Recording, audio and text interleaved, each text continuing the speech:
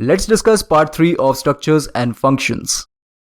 In the previous presentation, we have learned how to pass structure variable as argument. Now in this presentation, we will learn how to pass pointer to structure as argument. So let's get started.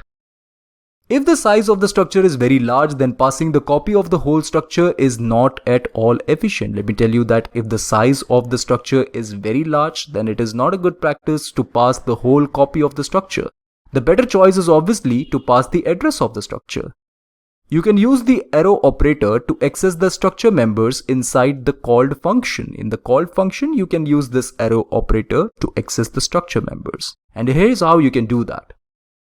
I'm considering here the example where I'm passing the addresses of P1 and P2 to this print function one by one, and then I will access the members within this print function using the pointer. Here you can see I have declared P1 variable of type struct point. This P1 variable is initializing the members, that is x and y, with these values, that is 23 and 45. Similarly, P2 variable is also initializing these members with these values, that is 56 and 90. With the first print call, I am passing the address of P1. You can clearly see over here, I am passing the address of P1. And in the second print call, I am passing the address of P2. So basically, I am passing these addresses one by one.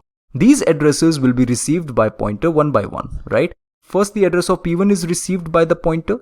This pointer contains the address of P1.